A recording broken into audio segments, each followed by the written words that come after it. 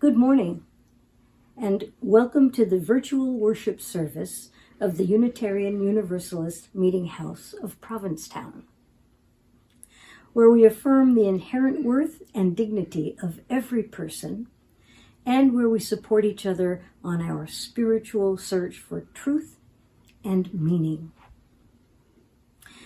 Happy Mother's Day. My name is Shar Priolo. I serve on the worship committee, and I'm so glad that you've joined us this week. Our minister, Rev Kate, is on leave for the month of May. So for the next few weeks, we are revisiting some sermons from years past.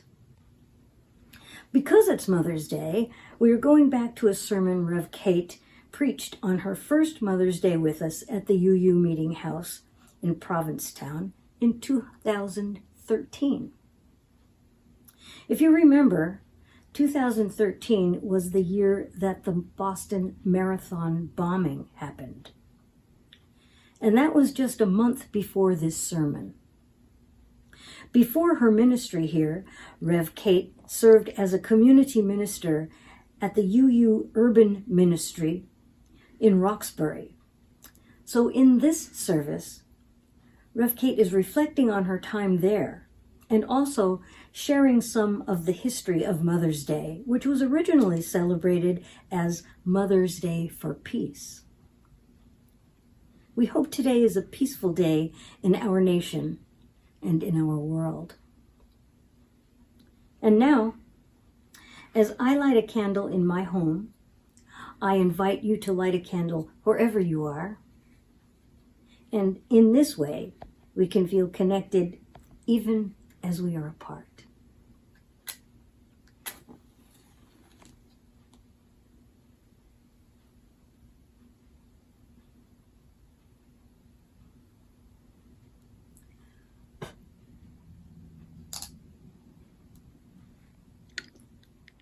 Please join with me as we affirm our covenant. Love is the spirit of this meeting house. And this is our great covenant, to dwell together in peace, to seek the truth in love, and to help one another. And our opening words this morning are by Mary Harrington. We come together today in praise and thanksgiving for the gift of life itself. Someone gave birth to us, and some of us have given birth. All of us have been mothered in our time. All of us have mothered. Let our time today be one of recognition that we arrive from so many places, joy and delight, wistfulness and longing and worry, unmet needs and unfulfilled dreams, loss and sorrow, loss and emptiness, loss and regret. All that life is made of, mothers are made of too. Today we sing the songs of so many, mothers who are single parents, foster parents, mothers who relinquished their young out of necessity, mothers who found their heart in adoption, mothers who left their children in 1,000 ways, mothers who rejoice, and mothers who mourn. We sing the songs of the grandmother, the auntie, the classroom teacher, the Sunday school teacher, the babysitter, the neighbor with endless cookies and time. There is a kind of love we cannot live without. And it's never too late, no matter our age or situation. We sing a song of gratitude for all the moments of being known, being cherished, being found. We lift up in prayer this morning all those who have loved us, perfectly and imperfectly. past and present, known and unknown. We lift up in prayer this morning all those who we love, perfectly and imperfectly, past and present, those we know and those we care for even though we have never met them. For we are linked together far beyond our knowing. May our prayers extend and extend until they hold in their healing circle all who are in need of love. May we be vessels of that love. We who are broken, we who are whole, we who are lonely, we who are in love, we who are mothers and fathers, we who are daughters and sons, we who are friends, we who are isolated, we who are confident, and we who are afraid. Birth in us the love that we wish we had received, and help us to share it unconditionally with the world. Amen. Our reading this morning is a poem by one of my heroes, Geoffrey Canada. Author, educator, and activist, he wrote a wonderful book that I recommend to all of you called Fist, Stick, Knife, Gun, A Personal History of Violence in America. He is the president and CEO of the Harlem Children's Zone in New York, an organization whose goal is to increase high school and college graduation rates among students in Harlem by using a holistic approach to support all aspects of life in that community. And this is his poem, A Small Army of Love. Heard the news yesterday, and today mothers cried, our children by tens of thousands have died. And for what? What will stop this madness, the eternal sadness of small little caskets filled with dreams never had? Are we mad?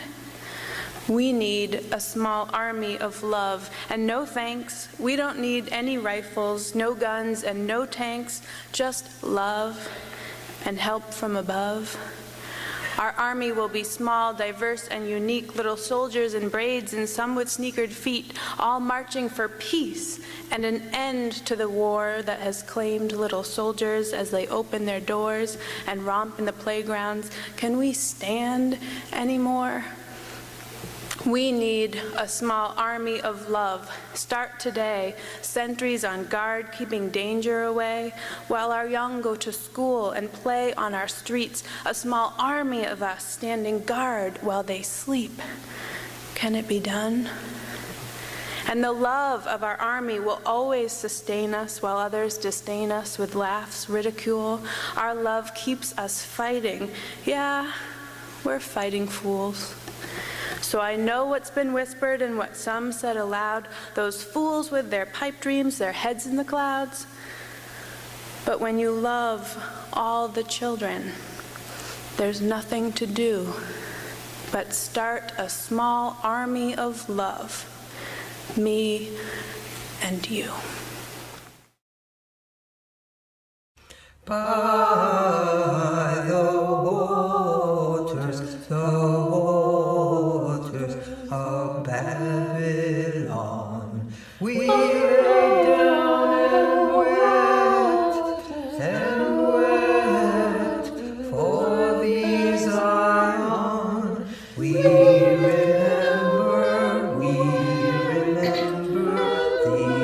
remember thee, Zion. By the waters of Babylon, we lay down and wept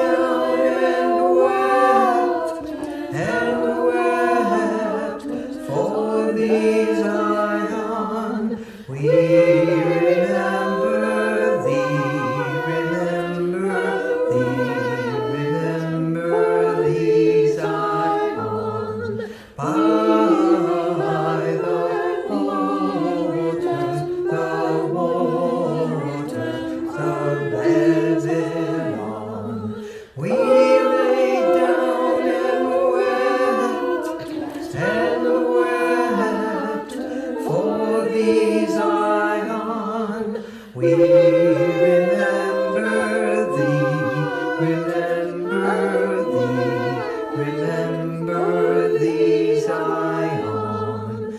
By the waters of Babylon, we lay down and wept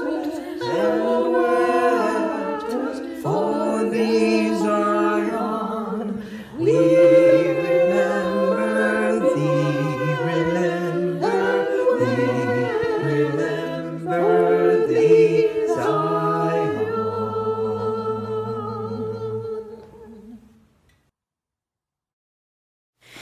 In 1870, Julia Ward Howe, an abolitionist, social activist, poet, Unitarian, and author of the Battle Hymn of the Republic, was tired from the bloodshed of the Civil War. Following with a sinking heart the news of the start of the Franco-Prussian War in Europe, Julia broadcast a message of peace to women around the world. Her Mother's Day proclamation called women of every nation to speak out for peace. I'll read it to you now, and it is also number 573 in your hymn books if you want to spend more time with her words. Arise then, women of this day. Arise, all women who have hearts, whether our baptism be of water or of tears. Say firmly, we will not have great questions decided by irrelevant agencies. Our husbands will not come to us reeking with carnage for caresses and applause. Our sons shall not be taken from us to unlearn all that we have been able to teach them of charity, mercy, and patience. We, the women of one country, will be too tender of those of another country to allow our sons to be trained to injure theirs.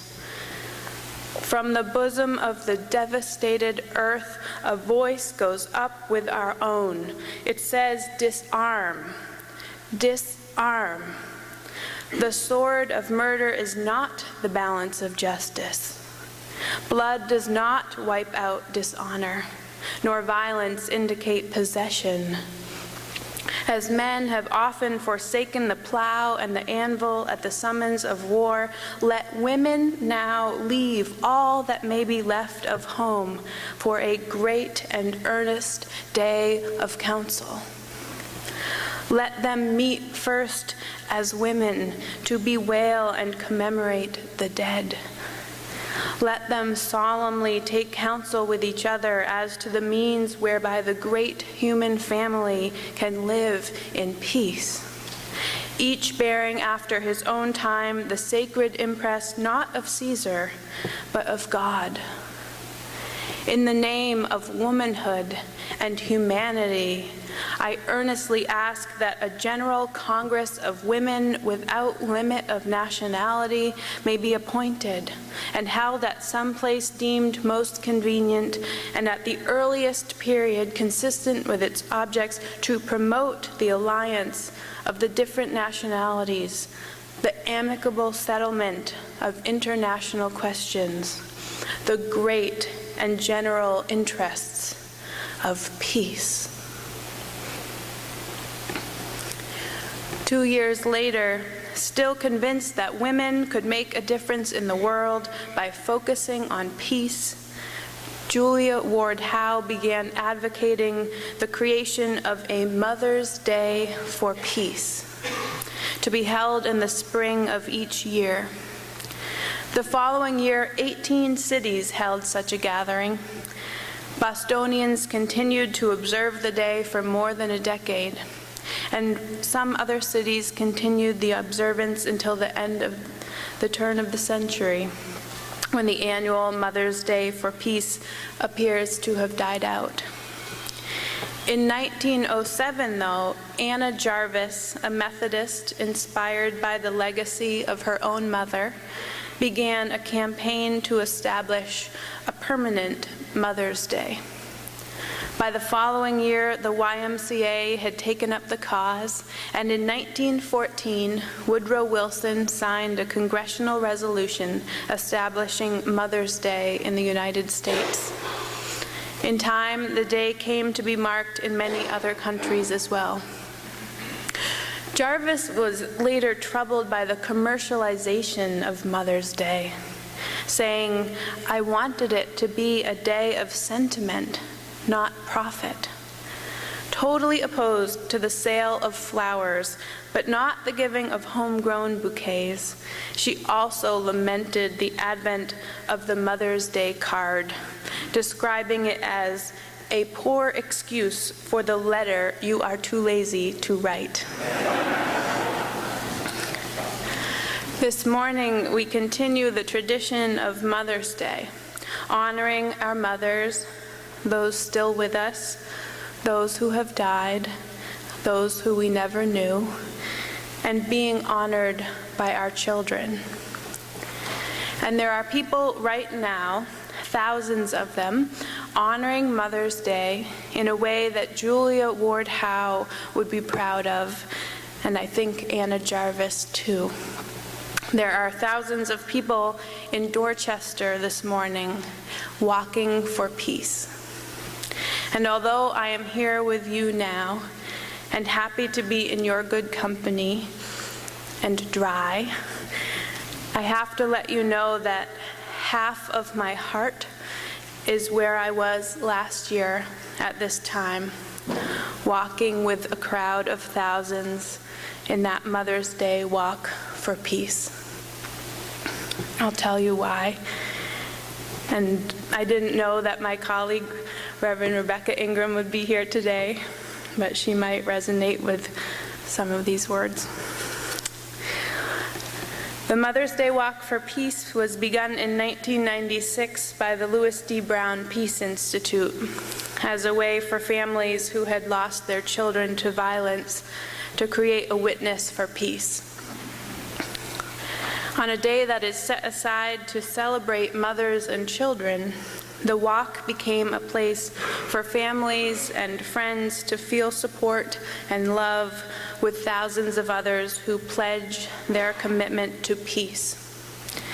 Through the years, it has become a way for people in and around Boston to financially support the work of the Louis D. Brown Peace Institute. I know some of the folks at the Peace Institute. We worked with them when I was a community minister in Roxbury at the UU Urban Ministry. They gave us training in how to help teens and communities through trauma after acts of violence. We needed to have those skills. Maybe you'd think a minister would already have these skills, but I can tell you that nothing in my educational background had prepared me for helping children and teens process the murder of their peers. I was shocked when we led our first healing circle after one young man was gunned down on a basketball court down the street. And we asked the middle schoolers in the circle to raise their hand if they had lost a friend to gun violence. More than half of them raised their hand. And I remember another night when we were doing mock college interviews with our high school students. Each of the juniors and seniors at the Urban Ministries Roxbury Youth Programs is paired with a college coach who can help them to navigate the college process, since often they are the first one in their family to go to school beyond high school. But for the interviews, we brought in strangers. It made it feel more like a real interview. But unlike a real interview, at the end of each session, the teens got feedback that could help them, and they could try again with someone else. Just as an aside, we also gave an award in the category of most appropriately dressed If we could see your underwear coming up above your pants, you are not even considered for the award. The kids learned so much from these practice runs. Small things like having a strong handshake and taking your headphones completely off, what to wear, and how to have a question ready for your interviewer. On this particular night, we were one volunteer short, and so I was interviewing one of our senior boys. We were working on not mumbling and on taking a minute to think before answering a question. A big thing was not to use acronyms that the interviewer wouldn't know. Say you're with an after-school tutoring program called the Roxbury Youth Programs, I coached him. If you just say, I go to RYP, they won't know what you're talking about. I asked this boy about his summer job, which turned out to be painting murals. He was giving very short answers, offering no detail. I tried to get him talking. What were the murals of that you were painting? I asked. Well, they were of our friends. You know, friends who've been killed and stuff. I hadn't seen that coming. I tried to regain composure, but I couldn't seem to continue with the questions as planned. I had new questions. How many of your friends have been killed? I asked. A bunch. That must be so hard, I said, struggling for words. I'm not sure how I would handle that, I admitted. Yeah, he said, it's hard. You just can't think about it all the time, you know? And he began to teach me, in mumbles, with not much detail, how to handle the unspeakable grief of losing friend after friend to violence, how to keep going, how not to be scared all the time, but to continue to have hopes and dreams, how to use art like those murals to process grief and to memorialize those you have lost. After that interview, I felt closer to this young man. I think all of our interviewers looked differently at the teens after that night. Many of them had had experiences like I had, pairs of people who never would have met otherwise. And more than just their impressions of our teens had changed, I think that they might look differently now at all teens, particularly young black men, however they are dressed. I recognize that it is totally unfair that a teenage boy should have to teach me about violence and loss and resilience, when I would rather protect him from all those things. But it's his story that makes the violence in Boston feel personal to me and not just to him. And we need more of that. Because you see, since Marathon Monday and the horrific event that drew the sympathy of the world, 6 people have been shot and killed in Roxbury and Dorchester, the neighborhoods in which I used to work. And there needs to be more outrage about that. I know that sometimes this urban violence doesn't feel personal, but I can't feel that way anymore. That changed for me when I was interviewing that young man and got to hear his story. That changed for me when I was face painting at our community fair and a young boy asked me to paint a dragon on one arm and R.I.P. Wheezy on the other arm. That changed for me when my colleague and friend Ashley was shot and almost killed on her way home from work. and when I had to tell a circle of elementary school kids why she wasn't going to be with us that day. I have hesitated to share these stories with you, in part because they are still so fresh and so raw, but also because I fear that they will enforce stereotypes and fears you may have about certain neighborhoods of Boston. And also because I still struggle with feelings of guilt about leaving the kids and adults I love behind in a place that is not safe for them.